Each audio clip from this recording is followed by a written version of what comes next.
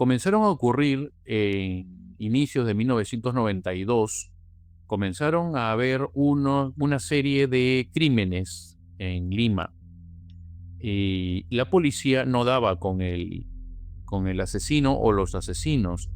Lo que sí me llamó la atención, porque yo trabajaba en esa época en el noticiero de la mañana, el primer noticiero que aperturaba el canal, la estación de televisión a las 6 de la mañana. Y las noticias venían a mí, yo era asistente del director del noticiero. Entonces, las noticias que no habían salido al aire llegaban a mí de primera mano de los camarógrafos que habían estado haciendo grabaciones durante la noche y la madrugada. Pero cuando yo revisaba las grabaciones, yo noté de que todos los asesinatos habían sido crímenes ocurridos a hombres de mediana edad. Ninguna mujer, siempre hombres. Entonces, tuve las sospechas de que quizás el asesino podría haber sido una mujer. Y debido a que no se encontraba ningún móvil o un asesino con un propósito, según la policía, ni encontraban a los autores de los asesinatos, y habían pasado ya varias semanas, pasaron varios meses. No quiere decir que eran en los días siguientes cada asesinato, dejaban pasar entre ellos varias semanas.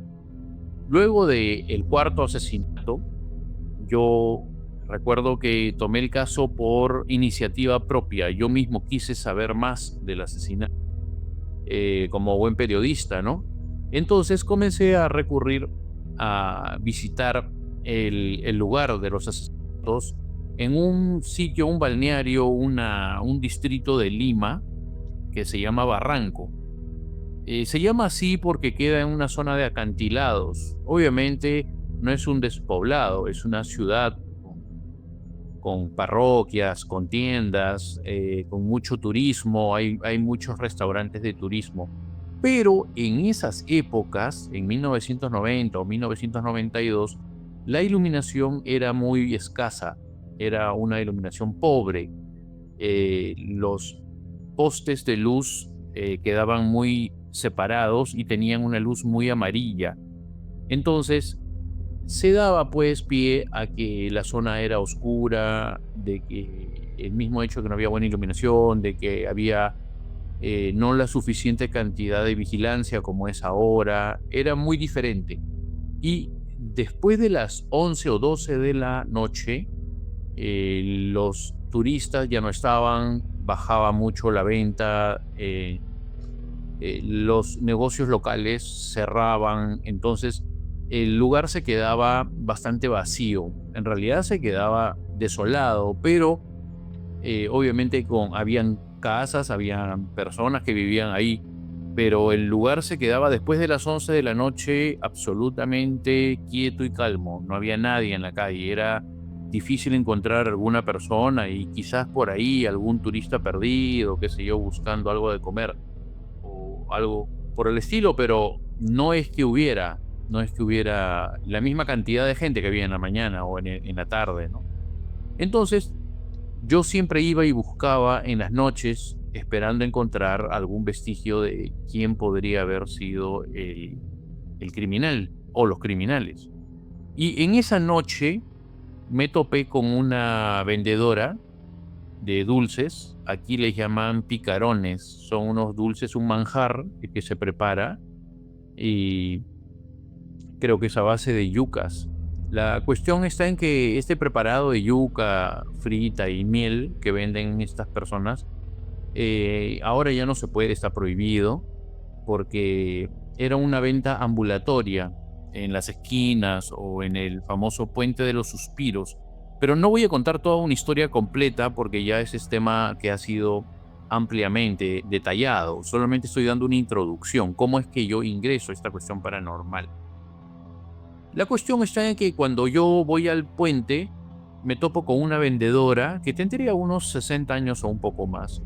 Y ella me identificó y me dijo que yo era un periodista. Y le dije que sí. Entonces me dijo, de que me fuera a mi casa, que regresara a mi casa porque el que busca encuentra. Pero me dio algunos datos. Yo comencé a preguntarle cómo es que ella había dado que yo era un periodista y me dijo de que tú estás buscando los crímenes que ocurren aquí. Bueno, me dijo esos crímenes han ocurrido cada 30 años, también han ocurrido en la inicios de 1960 y a finales de 1929, un promediar cada 30 años. Entonces yo no le creía, obviamente, yo era escéptico porque no creía en lo paranormal. La cuestión está en que yo no le hice caso y me quedé comiendo, le compré dulces para que ella me contara la historia y me contó una historia impresionante, una historia pues increíble acerca de una famosa bruja que en realidad le decían la bruja de Barranco. Me quedé ahí en el puente, el famoso puente de los suspiros. Es un puente de madera, yo calculo que debe tener unos 200 años más o menos, o quizás más. Es un puente muy antiguo, es un lugar muy turístico. Pasando el puente al otro lado hay una parroquia muy famosa en Lima. Esto queda en el distrito de Barranco. Le comento por si alguien quiere buscarlo en el tema. La historia está en YouTube, en muchos canales, me han hecho muchas entrevistas en televisión, en vivo, televisión al aire, y lo van a encontrar como la historia de la mujer vampiro de Barranco. Pero la verdad es que yo comencé a buscar no una mujer vampiro, porque yo era un escéptico del tema. Yo lo que investigué en esa época fue una bruja, o sea, la bruja de Barranco, la historia de la bruja de Barranco. Entonces, comienzo a investigar según lo que la señora me había relatado y caminé por un estrecho pasaje que mide más o menos un metro de ancho nada más. Para las personas que están en Estados Unidos y no saben la relación, es algo así como decir unos 3 pies o 4 pies de ancho solamente. Es muy pequeño, es muy angosto. Entonces caminé, no le hice caso a esta mujer y ella me dijo cómo era, que era una bruja que había hecho un pacto para aparentar ser joven, para recobrar la juventud y necesitaba la sangre de hombres jóvenes, que ella era la asesina. Ella la había visto inclusive y la había visto cuando ella era muy niña, cuando su abuela vendía picarones en el mismo lugar. Esta señora, la abuela vendía picarones, era por generaciones, la madre vendía picarones y estos dulces que he explicado que son de yucas y de miel, y ella también vendía picarones, era una cuestión de generación por generación. Y ella me dijo de que no la busque, que aparentemente si la llegara a encontrar, era una mujer muy joven, como de 25 o 26 años, de cabello negro largo, pero sus facciones eran las de cualquier jovencita normal, una joven aparente. Obviamente yo no le hice caso, pero me dijo de que esta mujer, cuando yo la viera de cerca, le cambiaban las facciones y podía llegar a ver que era una mujer muy vieja y que mi vida estaba en peligro porque era domingo en la noche. Entonces, lo que quedaba, ya habían habido varios crímenes y justo esa noche era domingo en la noche, era muy tarde, cerca de las 12 de la noche. Y ella me dijo que me vaya a mi casa, que no me quede. Y yo insistí, le agradecí, me quedé quizás, no sé, una hora escuchándola. Y luego de esto fui a buscarla por donde decía que la veían en la parte de atrás de la parroquia, que era un sitio muy desolado en esa época. Ahora hay muchos restaurantes, pero en esa época era mucho más desolado y es un mirador. Es un mirador que queda en la parte de arriba del mar. Esto está en una playa, en un mar. Entonces, el mirador está en la parte superior como un acantilado, por eso le dicen barranco justamente. Y hasta ahí nomás llega la avenida, la calle. Este pedacito de calle que mide 1 metro de ancho, será unos menos de 100 metros de largo y acaba en una baranda que te protege de que no te caigas al vacío, que no te caigas al precipicio.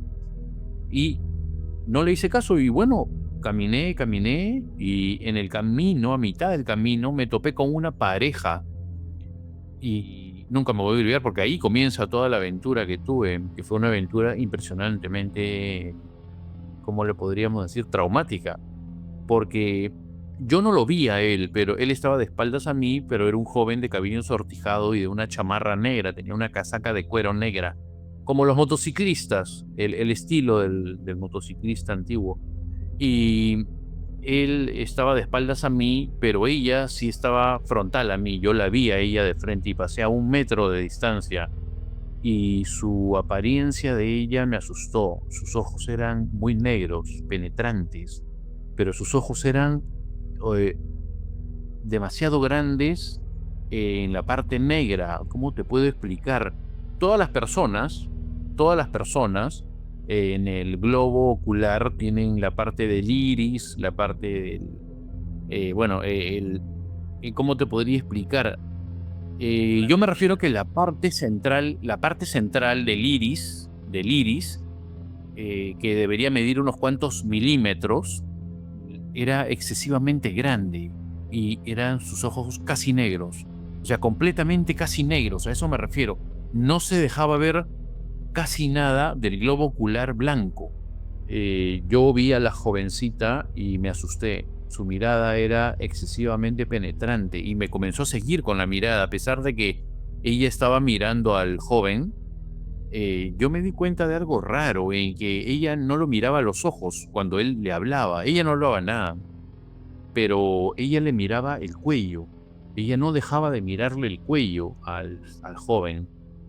Y cuando yo pasé al costado de ellos, a 1 metro de distancia, ella me clavó la mirada y no dejaba de mirarme. Entonces yo me asusté de su mirada y seguí caminando hasta dejarlos mucho más atrás y llegar al final del barranco, al mirador donde estaba la baranda de madera. Y ahí me habré quedado hasta las 2:15, 2:30 de la madrugada, y hacía frío. Esto no recuerdo bien, pero debe haber sido casi a mitad de año, entre junio y julio quizás. Pero la cuestión está en que me comenzó a dar frío y dije, me voy a quedar unos minutos más, quizás me debo haber quedado unos 15 minutos, hasta las 2:45 de la madrugada como máximo. Y en ese momento me quise dar vuelta ya para regresarme porque no encontré nada y escuché un ruido en un árbol que hasta ahora existe. Es un árbol muy alto que mide como 6 metros de altura o un poco más. Y volteo a mirar en el árbol y veo arriba, encaramado, pero muy arriba, como a 5 metros de altura, veo encaramado a una persona. Era una silueta con la cara blanca completamente, como un mimo, como los mimos que se pintan la cara de blanco. Y me quedé petrificado y dije, ¿qué es esto? O sea, estoy viendo alucinaciones. Porque, ¿qué hacía a las 2:45 de la madrugada una persona con la cara blanca, trepado allá arriba a, no sé, a 4 o 5 metros de altura? Me quedé impactado y no sabía lo que era. Jamás había visto algo así en toda mi vida. Y esta persona estaba toda vestida de negro. No se le veía el cuerpo en realidad, yo veía la silueta nada más, como si tuviera una malla negra o algo que le cubría hasta el cuello, pero tenía el rostro completamente blanco. Jamás había visto algo así en mi vida. Y me dio miedo y quise terminar de girar para irme y retirarme del lugar. Y en ese momento, cuando giro sobre mis talones, la jovencita que había estado con este joven platicando teóricamente a media avenida, a medio camino, ella estaba detrás mío, en mi hombro, había apoyado su barbilla, había apoyado la barbilla en mi hombro derecho, en mi omóplato derecho. Entonces yo me quedé petrificado, ya no sabía qué hacer, no sabía para dónde voltear. Me quedé helado, ¿no? No, o sea, obviamente estaba asustado, pero no estaba muerto de miedo. Soy periodista, ¿no? Obviamente. Y me quedé impactado y la chica, el rostro de la chica tenía como algo así como una pasta o una masilla blanca, pero no era la misma que yo había visto en el árbol. Era otra persona, obviamente, era otra entidad.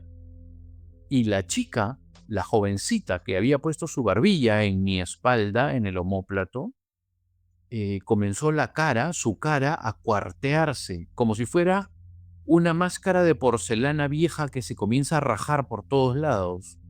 Y se comenzó a cuartear la cara, como si se estuviera deshaciendo su rostro en pedazos.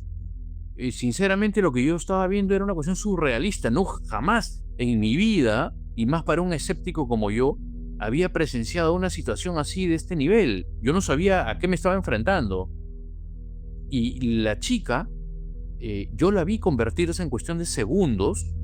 No sé cuánto puede haber pasado, pero lo que yo te he contado son quizás algo que ha ocurrido en menos de 10 segundos. Menos, quizás 5 o 6 segundos, toda la acción. El rostro de la joven comenzó a desmoronarse, a cuartearse, a rajarse y se convirtió en una cosa horrible. No era como la gente decía, ella era la bruja, lo que estaba viendo yo en ese momento, pero no era lo que la gente comentaba, lo que la gente decía, que era una mujer vieja. No, era más que eso. O sea, no solamente se convirtió en un proceso de joven a vieja, sino que su rostro era horrible, era un espanto. Era, si yo lo pienso de esta manera, era como ver a un demonio, ¿no? Era algo demoníaco, a eso me refiero, ¿no? Y la mujer tenía una cafarena negra hasta el cuello. No dejaba ver nada más que del cuello para arriba. Pero yo logré ver en segundos, obviamente, unas marcas horribles en el cuello. Ella tenía unos cortes en el cuello, lacerados, como si hubiera sostenido pues una pelea o una batalla donde le hubieran lacerado el cuello. Tenía marcas en toda la cara, cortes en toda la cara. Su rostro de una mujer de 25 años promedio se convirtió en algo así como una horrible bruja vieja de 90 años y con aspecto demoníaco, ¿no? Llena de marcas, llena de cortes en el rostro. Y la mujer, eso es un dato que descubrí años más tarde, ya ahora, durante la investigación, en esta época, ¿no? En algo contemporáneo.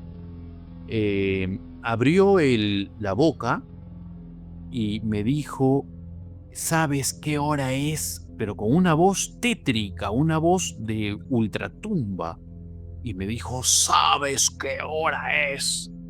Y cuando abrió la boca, yo me quedé impactado, porque además de lo que yo estaba impactado, no me podía mover. Mi cuerpo estaba como petrificado, como paralizado, pero no del miedo. Obviamente sí tenía miedo, pero mi cuerpo se había quedado como de piedra. Es decir, mis brazos y mis piernas, mi cara, mi rostro, todo, yo era como si fuera de piedra, no me podía mover. Pero te voy a explicar porque la cuestión de estos temas es analizarlo, no que la gente me tilde de fantasioso o de imaginativo o de un fraude. No, no, no. La idea es que el público y yo y tú eh, analicemos la situación. Era como si tú has visto el mismo efecto que causan las serpientes antes de comerse a un roedor, que el roedor se queda como hipnotizado, como congelado, como estático y no se puede mover y se queda paralizado. Algo similar. O sea, yo obviamente sí tenía miedo, pero había algo que no puedo explicar que hizo que yo me quedara paralizado y no me podía mover. No podía mover ni un músculo, no podía mover ni siquiera las pestañas. Y lo único que yo movía eran los ojos, pero mi conciencia sí estaba intacta y mis sentidos también. O sea, yo escuchaba y miraba perfectamente y sentía frío, obviamente, del ambiente, pero no podía mover un dedo. Y esta mujer, cuando me dijo, ¿sabes qué hora es?, se quedó callada porque yo vi algo que después, como te digo, lo he descubierto en estas épocas, de que la mujer, al abrir la boca, sus dientes estaban todos podridos, carcomidos y podridos. Tenía dentro de la boca, tenía algas, tenía musgo. Vi a colación lo que cuento porque esto lo descubrí, quedó como un enigma durante más de 20 años y lo descubrí en épocas recientes, contemporáneas, donde hay una serie de entidades en todo el mundo, más en el Asia, en el sur de Asia, donde hay una entidad llamada, por ejemplo, Aswang. El Aswang o Aswang es una entidad demoníaca que habita lagunas, habita pantanos, y cuando la han encontrado, todas las personas refieren en que tiene musgo dentro de la boca, tiene algas o tiene hierbas propias de los pantanos dentro de la boca. Y yo te estoy contando una historia que ocurrió en 1992. O sea, en esa época no había internet ni nada para que yo me enterara de algo así. Recién yo me enteré en estas épocas actuales con la información que tenemos. Entonces encontré de que había este tipo de entidad y se parece bastante. La otra entidad que se le parece es una lamia, que es una figura mitológica que se lleva a niños, que es el terror de los niños. Y la lamia tiene la misma configuración, la misma morfología, la misma imagen. Es aparentemente una mujer, es un demonio femenino, donde tiene uñas largas negras, algo como lo que yo vi que ella se convirtió. Tiene el cuello alargado, el cabello negro largo, muy largo, larguísimo, hasta más allá de sus pies, un cabello larguísimo que flota en el aire cuando te persigue, algo como lo que yo vi. Eh, y bueno, quizás es una entidad entre un monstruo y un vampiro, recordando que en realidad los vampiros reales, son llamados teriántropos. O sea, el génesis de un vampiro, allá hace miles de años, en la protohistoria quizás, eran lo que nosotros llamamos teriántropos, así como al hombre lobo también tiene una denominación similar, pero así como me refiero, se les dice licántropos, así como al hombre lobo se le dice licántropo, a eso me quiero referir. Al vampiro se le llama teriántropo, que quiere decir hombre bestia. Pero comencé a encontrar en épocas actuales que lo que yo vi encaja en la figura de varias figuras mitológicas, como el Aswan, como el Churel que hay en Pakistán, como ¿qué te digo? Como las lamias. O sea, encaja en el estereotipo de la morfología. La cosa es que cuando ella me dijo así, ¿sabes qué hora es? Y abrió la boca y la tenía llena de musgo, yo no me podía mover hasta ahí. Ella me dijo, es la hora de los muertos. Y se me abalanzó encima, yo no sé si para morderme la boca, porque la tuve a 1 centímetro de distancia. Ella cuando me habló, su nariz casi chocó con mi nariz. Estábamos quizás a centímetros, a 1 centímetro de distancia. Yo no sé si intentó morderme la boca o morderme la cara, pero yo creo que eso me dio la suficiente fuerza para salir del trance en el que me encontraba, que no me podía mover, y la empujé. O sea, era real, era una figura, no era espectral, es una figura de carne y hueso, me refiero. La empujé y yo sentí que era puro hueso, era como si tocara hueso con pellejo nada más. Y comencé a correr todo el tramo del costado de la parroquia hasta llegar al famoso puente de los suspiros a los que ya me he referido. La cuestión está en que yo llego corriendo, doy la vuelta al puente y atrás mío venían unos chirridos horribles, unos gritos, unos chillidos espantosos, estridentes, como que si un animal, como una hiena que me persigue, qué sé yo, no puedo explicarlo porque no hay forma de reproducirlo. Pero eran unos chillidos fuertes, espantosos. No eran alaridos, no eran como los gritos de la Llorona, eran como si un animal me atacara. Y cuando doy la vuelta, tratando de llegar al puente, pasando el puente, hay unas escaleras que conducen al parque principal, al parque central del distrito, donde hay una parroquia grande, donde hay algunas tiendas que quizás podría haber alguna abierta, había más gente, pero no, yo estaba solo completamente, ¿no? En un puente, no había ninguna persona a mi alrededor. Entonces cuando voy a subir el puente, giro un poco la cabeza porque yo sentía algo que como que me agarraba de la nuca, me agarraba del cuello, en la parte de atrás. Entonces giro la cabeza, eh, medio cuerpo, mientras corría, y vi pues una figura que se ajusta al aswang filipino, que también ha sido visto en las zonas del sur de China, por ejemplo, en Vietnam, en los pantanos de Vietnam se habla del aswang también. Hay otras figuras mitológicas del sur de China que tienen esa forma, esa morfología también. Entonces, eh, la pude ver un instante más y esa cosa flotaba en el aire, no no pisaba el piso, cuando corría no flotaba en el aire, pero no flotaba como quien dice al ras del piso, no, flotaba a 1,80 m de altura, o sea, flotaba a la altura de mi cabeza. Y esa cosa estaba vestida toda de negro y su cabello era larguísimo, su cabello quizás le llegaba hasta los pies de largo, el cabello negro largo que flotaba, nunca me voy a olvidar. Y sus manos eran garras negras, uñas larguísimas. No eran unas garras, perdón, como las garras de un águila. No. Eran unas uñas largas, enormes, larguísimas, negras. No vi bien, por ejemplo, el color de su piel no era blanca. Era un color de piel más humano, por así decirlo. No era gris, era una piel seca, como cuando, más o menos, cuando sacan, tú has visto cuando sacan a una momia del piso de la tierra, una momia que haya estado enterrada 2000 años, por ejemplo, en las pirámides y qué sé yo, que es el hueso y la piel pegada al hueso, que queda la piel se convierte en un pergamino, como una piel quemada por los años. Algo así era, pero blanca no era. Era una piel arrugada, muy arrugada, como si estuviera pegada al hueso. Y solo la vi un instante, pero su boca era enorme. O sea, la comisura de sus labios empezaba en la oreja, le atravesaba toda la cara y la boca llegaba hasta el otro lado. O sea, su boca era gigante. A eso me refiero. Se había transformado y la boca entera era de punta a punta de esta parte del maxilar. Era una boca tremendamente grande.